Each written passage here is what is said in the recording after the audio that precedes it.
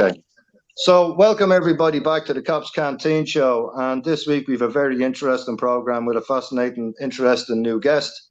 We want to welcome on Mads, who's our usual resident. Mads is ex-Western Australian Police, ex-Danish Police, myself, ex-on Garda Síochána, that's the Irish Police. And this week we have our brother, Justin Busuttil. Did I pronounce that correct, Justin? Yeah, close enough. Excellent, mate. Excellent. Look, I'm going to let you introduce yourself and just tell us your experience in the job. I know you were NSW, but you've got some broad experience.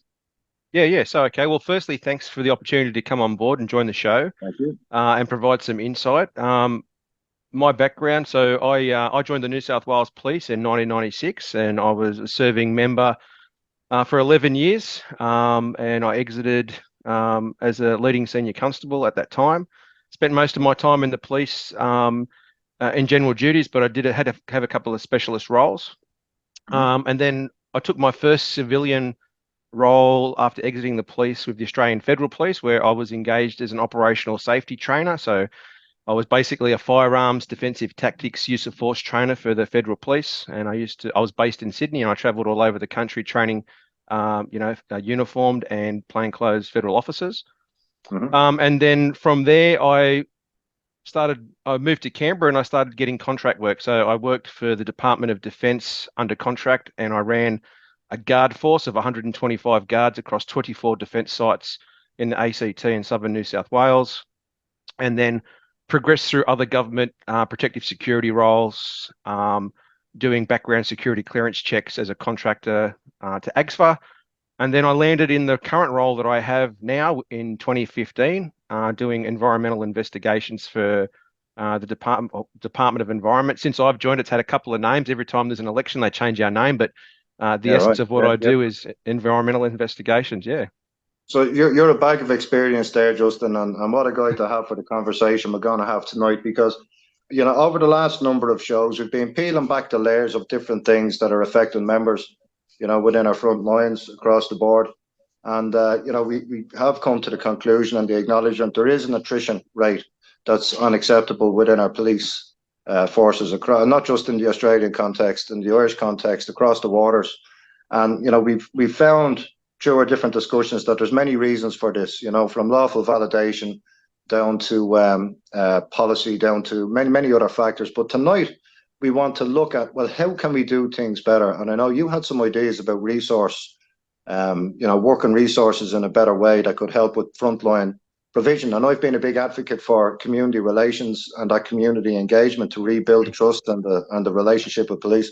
So you had some ideas about that. So I'm going to give you the floor, Justin.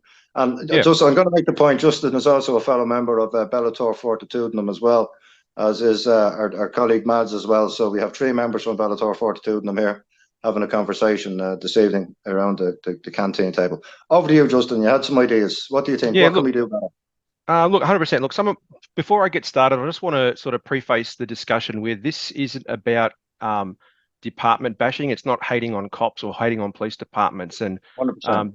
I've been out of the job probably longer than I've been in, and I'm not in the fray anymore. But I would say that I'm an onlooker. I'm a spectator. And I think those of us that have been in the job who are now out, sometimes we see a little bit more because we're actually not in the tornado anymore. And I think this is where I think a lot of good ideas can come from. And, the big thing is, if the departments keep doing what they've always done, they're always going to get the same results. And, these issues with attrition and not being able to retain staff, not getting a return on investment, this isn't a surprise. It hasn't snuck up on us. It's not like it wasn't able to be seen coming.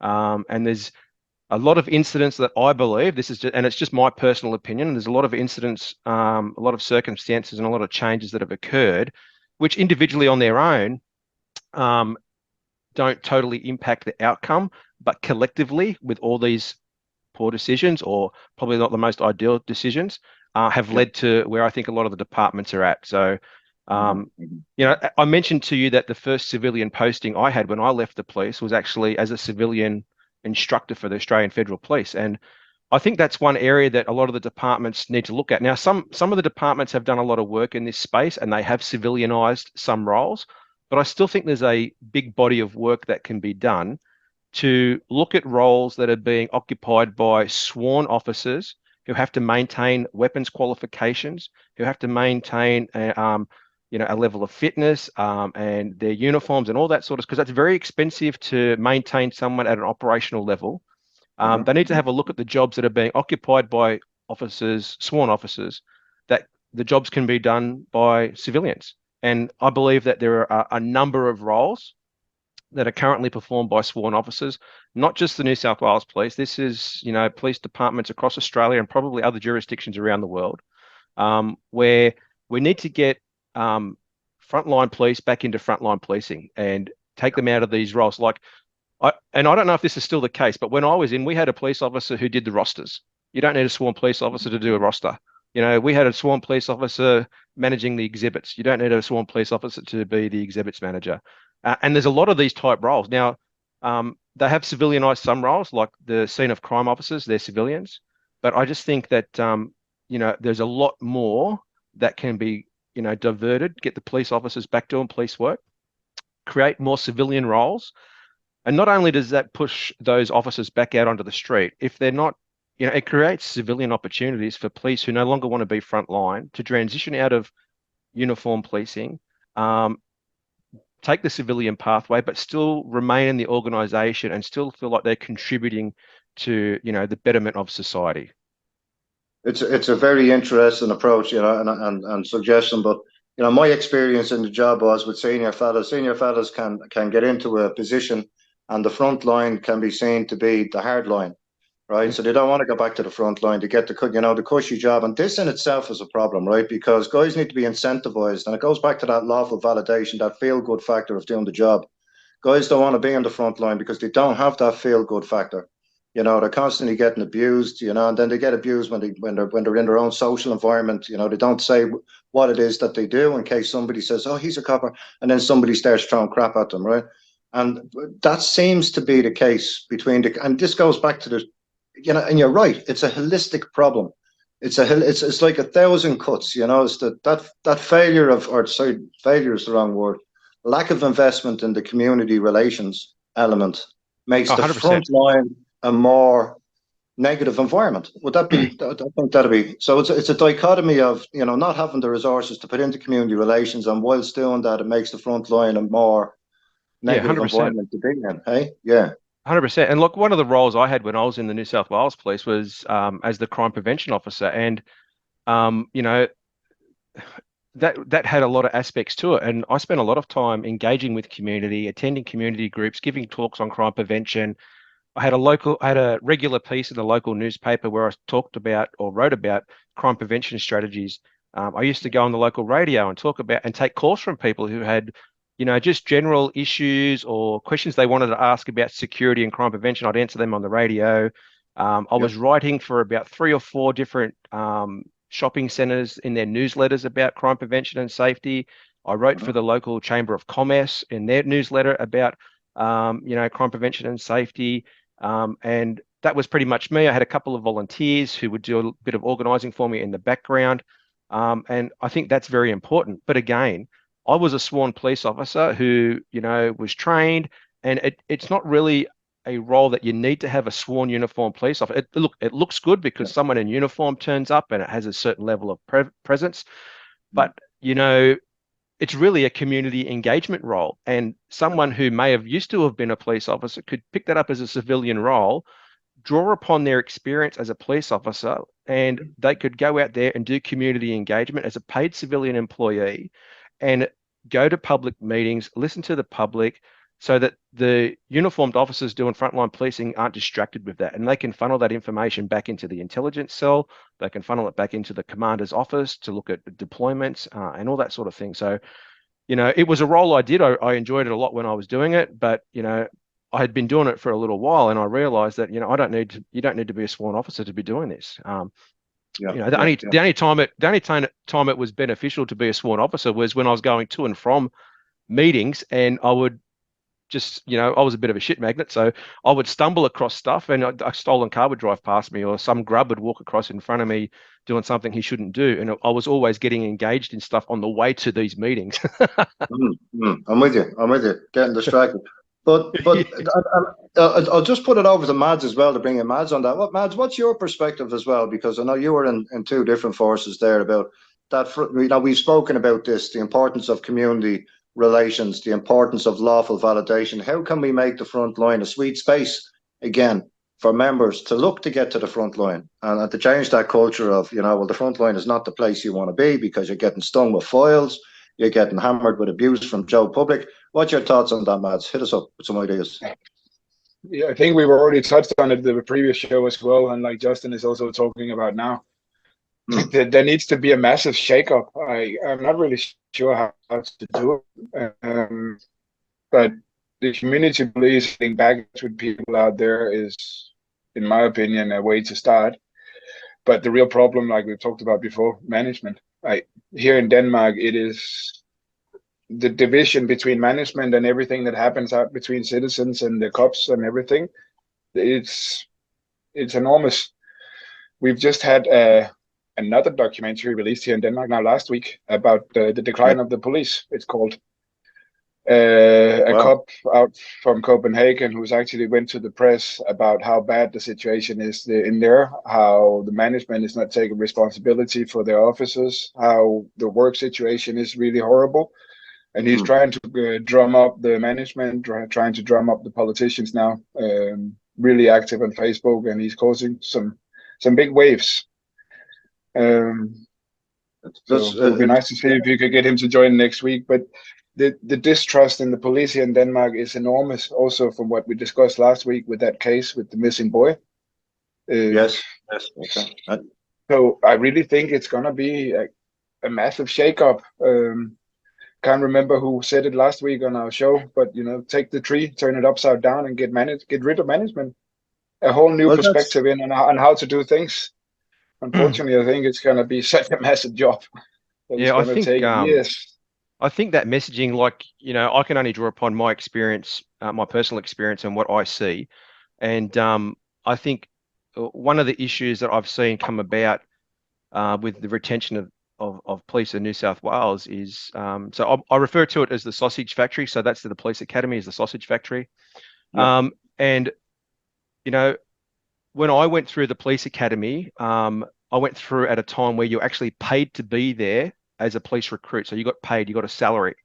And then there was a shift and a change, and it became, a university orientated system. And we have young people finishing their recruitment and walking away with a HECS debt, so a university debt of like $14,000, $15,000, and they're not getting paid while they're there. That applies a lot of pressure. And then they actually go out there and hit the street, and it's not what they thought it would be. And one of the reasons it's not what they thought it would be is because all these reality TV shows that people watch, they see this exciting stuff that lasts for about 3 or 4 or 5 minutes. It's the takedown, it's the pursuit, it's the chase. But what people don't realize is that being a police officer, it's an endurance race. Like, it's a marathon, it's not a sprint. And it's long periods of painstaking investigation work and mind-numbing paperwork, punctuated by 3 to 5 minutes of excitement and adrenaline rush.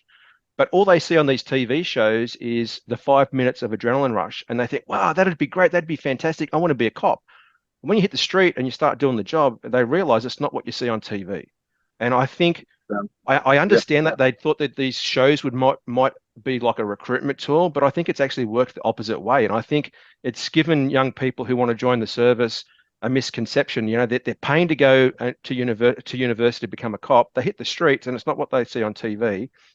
And they don't have the endurance. They don't, they think it's a 50-meter sprint because they see these 5 and 3 minute clips of the exciting stuff, the chases and the takedowns. And the guys in the tactical gear kicking through doors, and it's not like that. It's mind-numbing, monotonous work, punctuated by very short, brief periods of excitement, and I think that plays into retention as well. So we need to look at the sausage factory. We need to look at the structure. We need to look at these people that are coming, and we can't keep them, and there's no return on investment. There's 65% burnout rate, and these are the figures that we had. 1 in 5 looking to leave the job by the end of the year. I mean, my experience going back to when I was in the job, as I found, it was a big question mark over whether you were a police officer or a social worker, because you're dealing with people every single day of the week, right? very human situations. And sometimes, there's policy or whatever the case may be in the background is there, which leaves members with their hands tied and what they can actually do. And they carry those frustrations as well, right? So, and it comes back to that holistic look that you're talking about. You're right on this, Justin, a holistic look across the board at all of these different slices that affects the welfare, the mental state of the member on the front line, actually wanting to be and work for the day, to feel that he can get in and he can do something for the people and go home feeling proud that he's done something, as against feeling shamed, feeling, that like he's let people down because he hasn't been able to do his or her job, because of policy. And this is where that holistic approach that you speak of really comes in. Yeah. 100%. That's it. And I was just going to add, there'll be people out there who know me and will know the sort of police officer that I was. And there's a lot of spectators out there who it'll be split. There'll be people who say I was everything that the police needed, and there'll be those that will think that I was everything wrong with the police.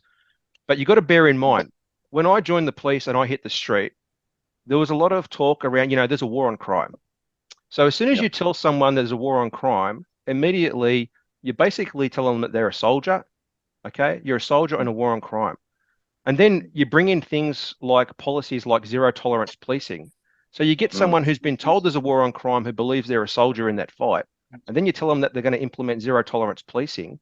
And then the byproduct is officers going out there and pushing those boundaries to get the results in this war on crime, this zero tolerance policing.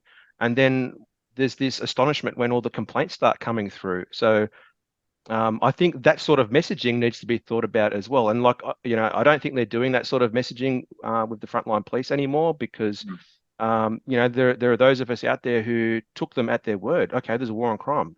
We need to be soldiers. You want us to go out there and do zero tolerance policing? Okay, we'll do that. So yeah, you're right. It's a holistic approach. It's the messaging. It's recruitment. It's the sausage factory. It's about retention. It's about looking after our staff so they don't get burnt out and wrecked and want to leave. And it's even things right, going back to the days where they used to have, I think they used to call it the police cadets. It was sort of like, the scouts, but police. That ceased to exist such a long time ago. But these feeder pathways about getting the youth aligned and getting them ready to take those next steps. And unfortunately, we live in a generation where there's instant gratification, social media, people have everything at their fingertips. Our youth aren't growing up to be resilient. They're given everything they need, everything they want. They're a soft and precious generation, and they haven't had to grow up in adversity. They haven't had to want anything. They haven't got resilience. And they wonder when they hit the streets that they can't tolerate, the pushback that you get from community and from the crooks. If I had my time again, I sometimes giggle and laugh because someone actually asked me the other day, if I had my time again, would I have joined the police? And I jokingly say, no, I probably would have been a fireman because I would rather people wave to me than throw things at me. Yeah. Madge, you wanted to come in. Go, Matt. Sorry. Yeah, that's what Justin, you were saying before, that they turned into university, like a university degree in New South Wales. It's the same here in Denmark. It's become a bachelor degree. You've taken the craftsman out of it. You can't be a cop if you only have a trade profession. I think that's also part of the problem. You are getting these career-minded people who looks at policing as a way of a stepping stone to get a better job, to get a better pay rise. So you're taking the heart out of them. You're taking the passion out of those people that actually wants to go out in the street and make a difference. They just come out there and see it as a factory. I need to spend 3 years here, get my degree, and then I can get a better paid job in the private sector. And in the meantime, I don't care about the people I get across. 100%. Some of the best cops that I ever worked with, male and female, because I'm gender neutral when it comes to policing, and some of the best cops I ever worked with were tradies, electricians, plumbers, people that had life experience, people that had been out there in the workforce and had a little bit of natural toughness about themselves.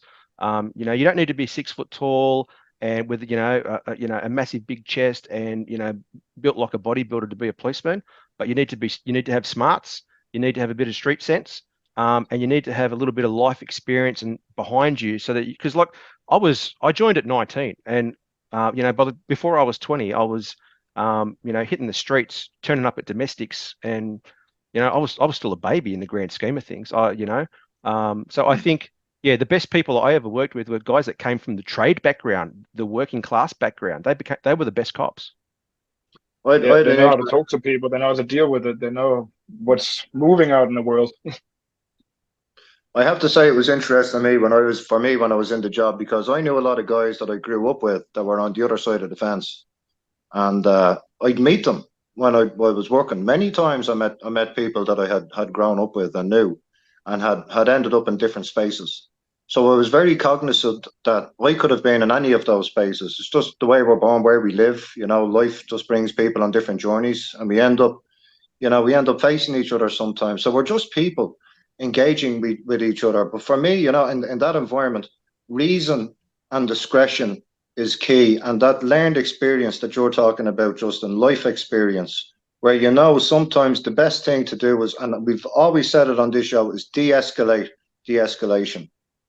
Because when we just have that zero tolerance environment, it escalates situations that could be de-escalated many times. Which brings us on to the next point. We're trying to say, well, how can this be done? This kind of more efficient resource allocation be done in a corporatized environment? Because we know the police now it's a hierarchical organization.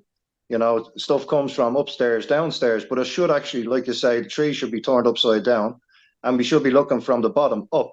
And starting with the complaints, like the call takers, like in a dispatch system, what are the problems? What's happening to the people on the ground? What are the impacts?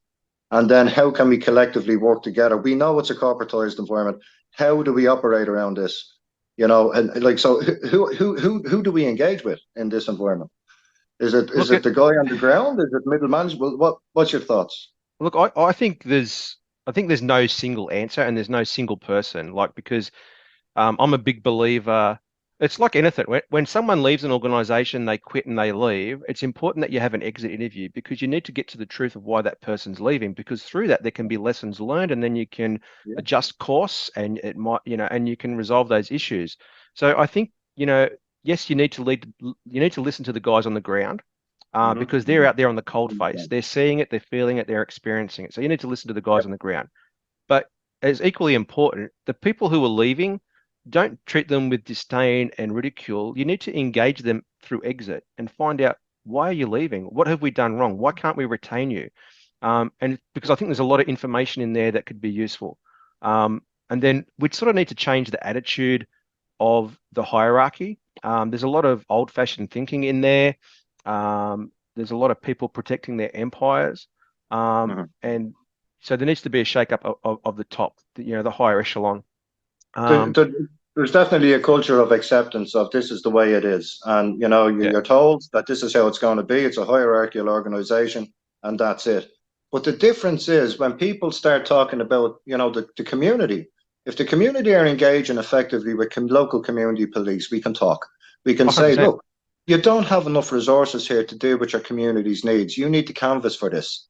Okay, and we and the community police is a vessel of information to say, well, yes, there are many incidents of such and such in the area that need to be dealt with. There's many incidents of whatever, and that local knowledge, that local information is the basis of what policy should be developed on, not the other way around, where policy is coming in and then you're looking at the impacts.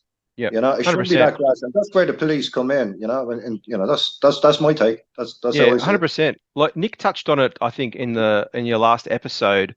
I also remember, like, one of the roles we used to do was beats policing, which is basically foot patrol, and it was a great opportunity to, stop and talk to people in the street, shake people's hand, go in and talk to shopkeepers. Like, in the town where I currently live, the only time you'll see a police officer out on their feet walking is on their way to a job, in and out of the police station, or in and out of the petrol station. So, and it's hard. It's not their fault, because they're so under-resourced. They can barely keep up with the radio calls and responding to those in their vehicles. There's not enough fat to do things like walking the beat, talking to people. You need to be getting into schools. You need to be going to shopping centers. You need to be shaking people's hand and stopping and talking to people and listening to people. There just seems to be this air gap now between the community and the actual policing, and I think that's an issue. That's exactly where we need to get back to. And we're going to break here momentarily and come back again. But I just wanted to ask one question, Justin, to you there, just before we go off air for a couple of minutes. I saw in Ireland a culture whereupon you had the driver of the car with the passenger in the car, right? Now the passenger was taking he's getting all the files, right? The driver's just driving. Same case, same stuff goes on in the job. Usually what will happen is you usually buddied up with a senior person, and it's usually the junior guy who will do the bulk of the note taking and taking stuff. But that's part of that learning and development phase. But you know, everyone's different. That's not how I used to roll. I was very hands-on. I still liked being in the fray. I would never ask anyone to do something that I haven't done myself. I wouldn't be prepared to do myself. You know, and it was more the case that you were standing next to me or behind me if I was rolling on something, because I wasn't the guy that, you know, sat in the car and sent someone else to do the work that needed to be done. So it does happen. But you know, there are anomalies to that rule. Again, you have to look holistically. Happens a lot here. Happens a lot here in Denmark. Yeah, it happens a lot here in Denmark. The junior person, the one who's on the training, he does the work. Do what you're told, otherwise you're in trouble. The senior guy you drive with here in Denmark, who's actually your, what is called directly translated education counselor. If he makes one bad report to you, you go up to management. You can get your education extended for another 3 months with special supervision. You can actually end up losing your education and getting out of the police just based on one person, what he says about how you perform in the patrol car. So if you say no to him, you can get in trouble with him. You can end up, you're on the bad side of everyone. So one of the many roles I had in the police, I know we've got a break rule, so I'll be real quick. One of the many roles I had was as a field training officer. So basically, you'd get them out of the academy and you would try and unteach the rubbish they taught them at the academy and teach them proper police work on the street. Oh, looks like we're breaking. Yeah. We'll break, and then I'll get back to that story. That's all good. All right, we'll take 5 and we'll be back in a moment. All right, guys. All right. Okay, yeah. So, you know, one of the many roles I had was a field training officer when I was in the police, and my role was to basically get the recruits when they'd come out. They'd be assigned as probationary constables, and we would have to unteach the academic rubbish they taught them down there and teach them what they needed to know on the street, because there's a big disparity between what they teach you at the sausage factory and what actually happens in reality once you hit the station. And my role was very unique, and I often was given the problem probationary constables, and I was basically told to fix them up or write them up. And if I couldn't fix them and get them to a level where they needed to be, you know, we would write them up as being unfit or unsuitable. You know, so I think, you know, that's a pivotal part of it as well, is that I've been out for a little while now, but this is one of that holistic approach to, you know, when they leave the sausage factory and they hit the street, you've got to make sure that the training officers are the right type of training officers. You've got to make sure that the right type of knowledge is being passed on, and these young police officers are being mentally, emotionally, and physically prepared for the reality of police work in some of these rough places where we deploy. Yeah, absolutely, 100%. And you know, that interestingly brings me on to the next point, because, you know, we've been talking about KPIs, right? KPIs, you know, and most of that is centered around the corporatized elements of the job, right? Revenue raising. That's effectively what it is. But in that environment whereupon we have the job is being run almost like a quality manual as against a police and community-based operation. Does that make sense? This top-down directive of, okay, there's this operation, this operation, this operation, and young members are being dished out to an incensed public in a lot of these occasions, and are facing on that front line, I call it the interface, a negative environment, you know, whereupon there's that lawful validation is brought into question as well, right? Because the thing is, when you're in the police, you go through the academy. I got slammed with legal and policing and all the rest of it, right?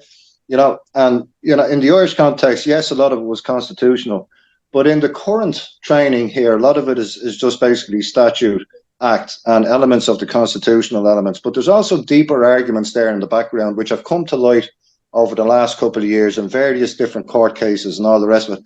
And, you know, you get people, oh, the police have done this and the police have done this. I say the police do what they do because they're directed to go in and do it based on the assumption that it's lawful, right? And they're operating under rule of law. It's as simple as that. They're assuming that they're operating under rule of law. At the start of the lockdowns and the start of all the protests with the lockdowns, I remember sitting down with the specialist operations group and says, look, can you not set up a table with the people who are arguing contention against the position in relation to the policy, right? So can your legal department sit down with the people of the common law, position, with the people who have the constitutional position, with the people who have different positions, and have a conversation, have a communication. And the demarcation line is, this is a conversation between people and governance, not the police. The police are in the middle. They're just to uphold this rule of law. But I'm going to throw something out here in the form of a question, because it's okay to ask any question, but when you state something, you always get someone in trying to trip you up and give you grief. And I'm not trying to hang anyone here, but what I'm trying to do here is to open a wider conversation of acknowledgements, right? So, I would say, so is it fair to say that police operate under the assumption of rule of law, right? But the magistrates' courts seem to be operating under a presumption of rule, which is a different thing and is based upon assumed consent, right? Now, bear with me on this. Is it true that this could be facilitated and is maybe facilitated under the unit right statute? There's Article 2, Section 3 and 4 there, where guys are given immunity and where whatever they're directed has to be facilitated by participating governments, right? Now, there's a presumption system used in the courts, which basically is not effectively lawful, but sometimes the statutes that they're, are dealing with unlawful crimes, right? Crimes, breaches of the law. So we have this diversity where the police, this is not the police's fault. It's the way the courts are operating, and the police are left dealing with the debris from that interface. It's like the police are the first interface to deal with a policy or a modus operandi in the background, and the police get the flack. And not the right, the wrong people are talking to the wrong people all the time. And, I think this is one of the biggest communications that has to be opened up in the wider community, and including inside in the police. Well, is this true? We're being told that we're operating under rule of law here, but when we bring in a guy and we bring him into the magistrates' courts, is there something else going on there? And over the last couple of years, we've discovered, well, yes, they're talking in a different usufruct, in a different legalese language. And they shift under these soft law principles, which is facilitated by this unit right statute. Now, I'm not going into conspiracy theory and any of that business here. I'm just asking questions. But first of all, if we look at that and we establish that is true, what does that mean for the member on the front line? If he has this ambiguity in the background and he doesn't have the knowledge, he doesn't have the words to argue any of these points or to state his point with somebody who's versed in this on the street. And then, of course, the last thing, I remember, look, back in Ireland, the case was, if you don't know, if you know the guy is doing something wrong, and you don't know what it is that he's going to be charged for, bring him in and we'll work it out. 100%. If your gut tells you that he's acting out of line, you take him in and we'll work out what it is. That's what was said to junior members, right? 100%. But it's the opposite thing now, where you don't know if the guy is actually doing something wrong or not, because you're not sure of it, because you're not sure of that lawful validation, right? But you're being told to take him in, and next of all, guys are being left liable, right? Because they don't understand the position. So that's another big conversation that needs to happen.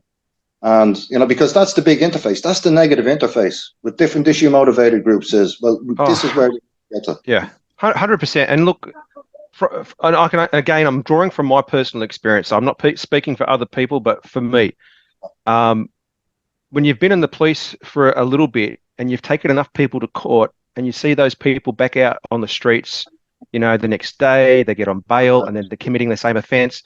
We take them in for beating their wife, and then they're giving their wife a bigger beating 2 weeks later. That erodes on your spirit as a law enforcement officer over time, because you start to lose faith in the justice system, because I'm going out there putting my life at risk, trying to protect the community. I'm putting these people before the court, and the courts are letting us down, and they're back out on the street doing the same, dealing drugs again, beating their wife again, committing the same offences. And you just feel like you're on this merry-go-round that never ends. And what it did to me as a police officer is it made me feel like the only justice that's going to happen is the justice that happens on the street when you arrest them. And it was the wrong type of thinking. And now looking back on my career and the decisions I made, yes, I'd do it 100% differently. But at the time, when you're in the tornado and you can see these people getting put back out on the street, and you're putting yourself in harm's way, going out there, locking them every day. You go into the same houses for the same domestics, with the same women getting beaten, the same kids beaten, the same kids living in fear, and the court system is broken. This is what leads to vigilantism in some countries. This is when the community just go, this is enough. if you're not going to protect us, we'll protect ourselves. And you're right, it needs to get fixed. It's 100%. And look, there's another side of this as well. Mads, I'll let you in there now. I think you want to come in, but I just want to make the point. You know, we're looking at I've spoken to a lot of members, right? Their hands are tied. They're dealing with AVOs all day long. And a lot of it, yes, there's very serious situations, as you just mentioned. But there's also a lot of situations where, you know, it's not warranted. But there's no time to have the balanced application of justice, which is required because they don't have the resources. So the way in which the courts seem to be operating, or the system seems to be operating, is exactly what we've spoken about over a number of shows here. The CYA, cover your ass and pass the book, right? And it just gets prolonged and prolonged and prolonged and prolonged. The court dates are going on and on and on and on.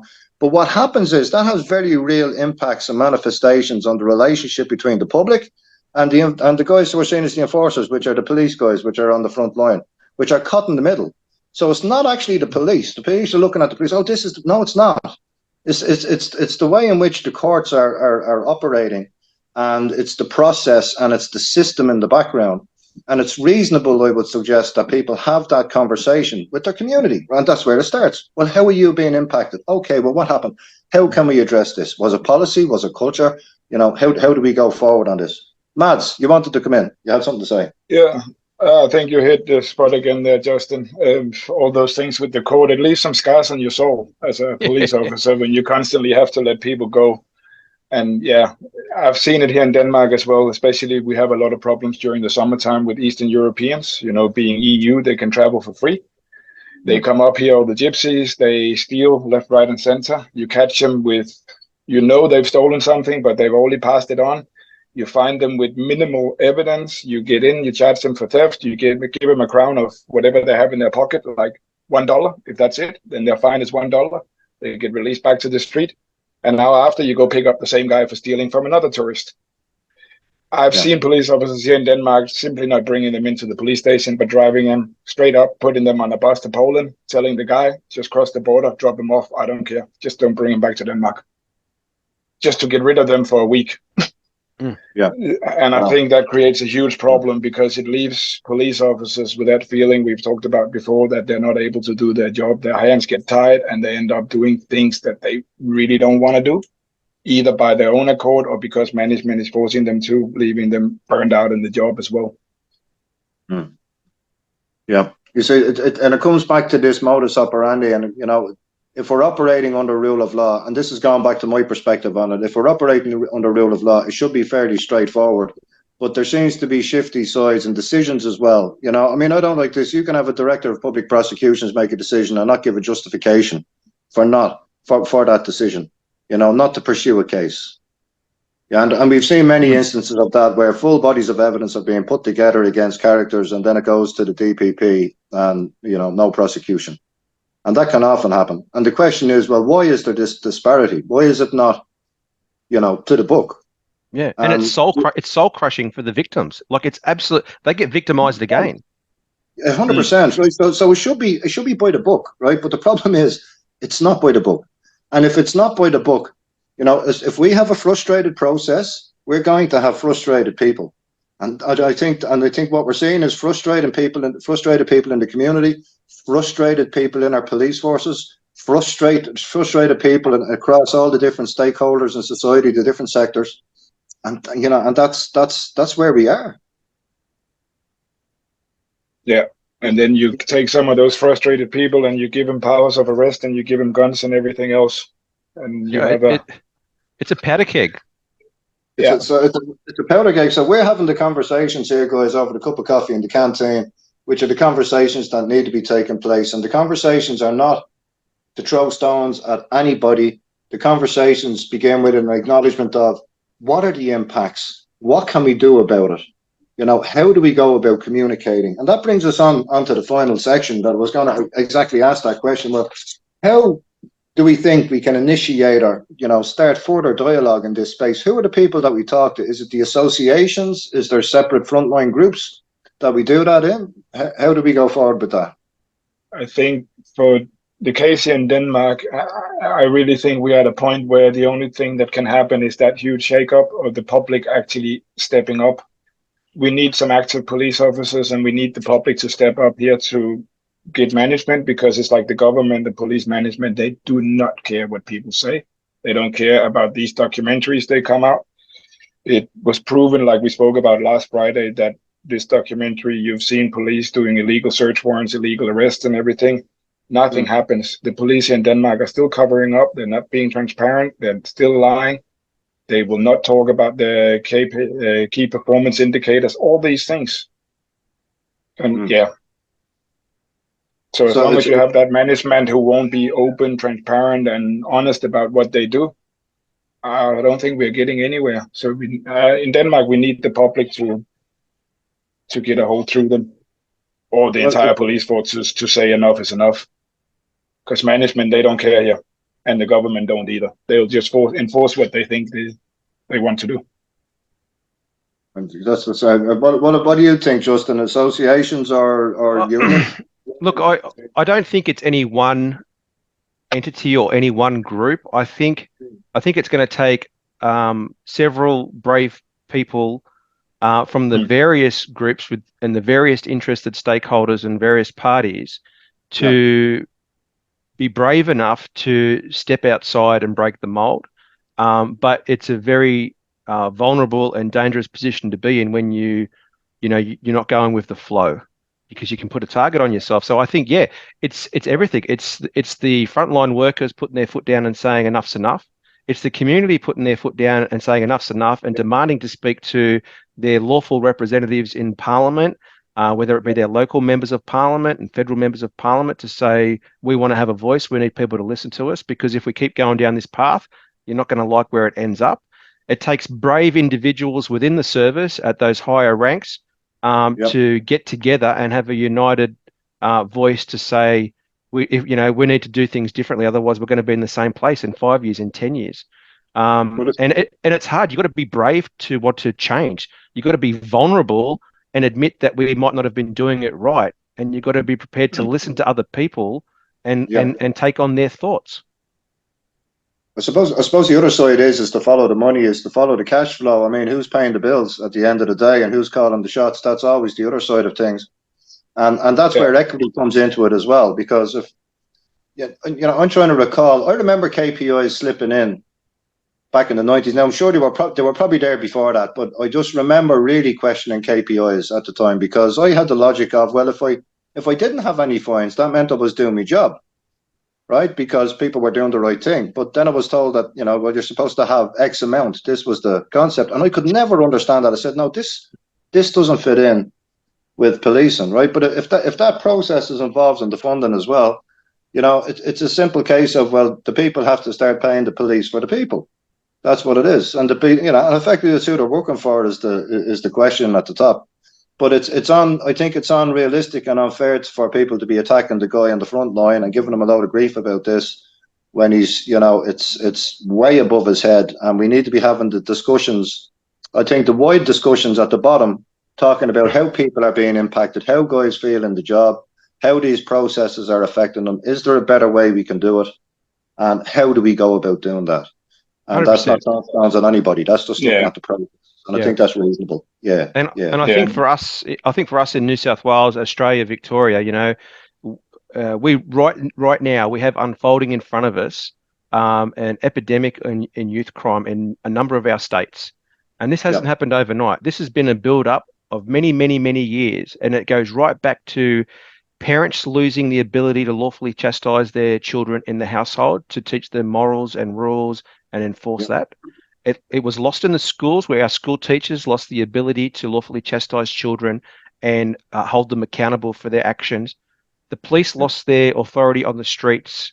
And this slow degradation of authority and power by our teachers in our schools, by our police officers in the community, these kids that are causing us problem, the youth now, when they become adults, that's going to be a whole different problem.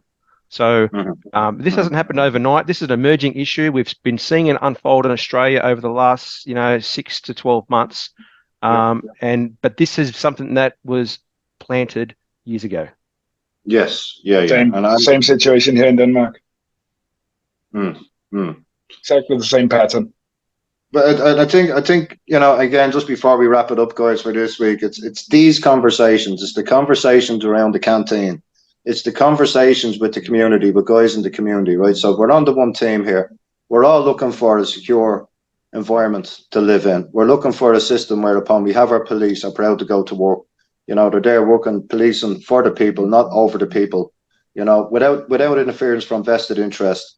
And to let senior management know as well, the good guys that are in there who can see this, that there is support there to ask the questions. And I really think we can ask the questions from the outside and take the pressure off the members that are there. Like ex-members like ourselves can have these open discussions without the fear of reprisals within the job from people putting fellas under pressure just for speaking out. We're not saying anything wrong here. We're having a reasonable conversation.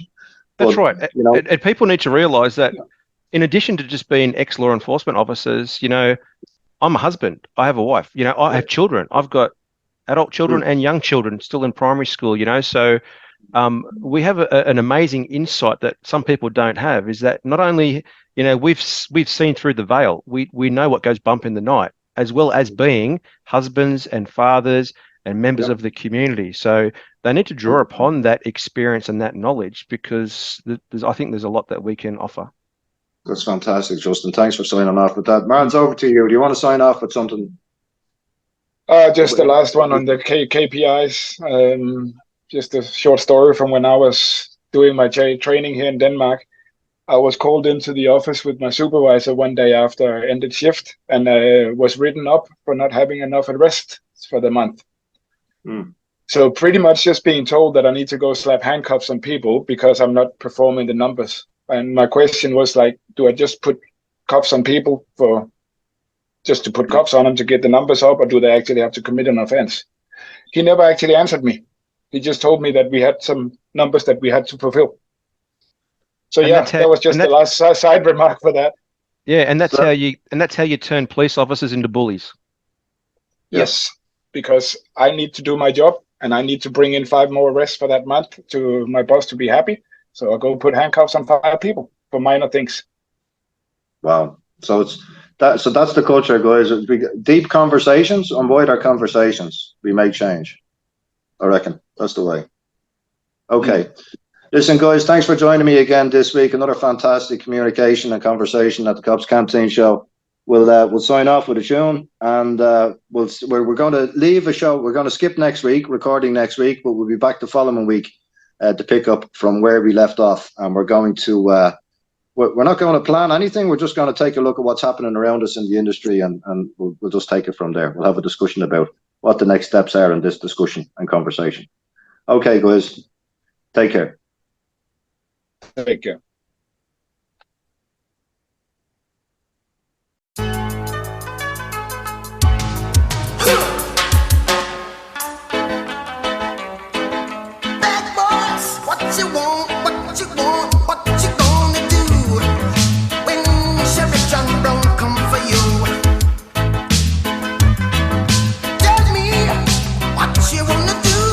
You gonna do? Yeah. Bad boys, what you gonna do? What you gonna do when they come for you? Bad boys, what you gonna do? What you gonna do when they come for you? When you were 8 and you had bad traits, you go to school and learn the golden rule. So why are you acting like a bloody fool? If you get hot, then you must get cool. Bad boys, what you gonna do? What you gonna do when they come for you? Bad boys, what you gonna do? What you gonna do when they come for you? You chuck it on that one, you chuck it on this one, you chuck it on your mother and you chuck it on your father, you chuck it on your brother and you chuck it on your sister, you chuck it on that one and you chuck it on me. Bad boys, what you gonna do? What you gonna do when they come for you? Bad boys, what you gonna do? What you gonna do when they come for you? Bad boys, what you gonna do? What you gonna do when they come for you? Bad boys, what you gonna do? What you gonna do when they come for you? Nobody now give you no break. Police now give you no break. That old soldier man I give you no break. Not even your eyes now give you no breaks. Well, hey, bad boys,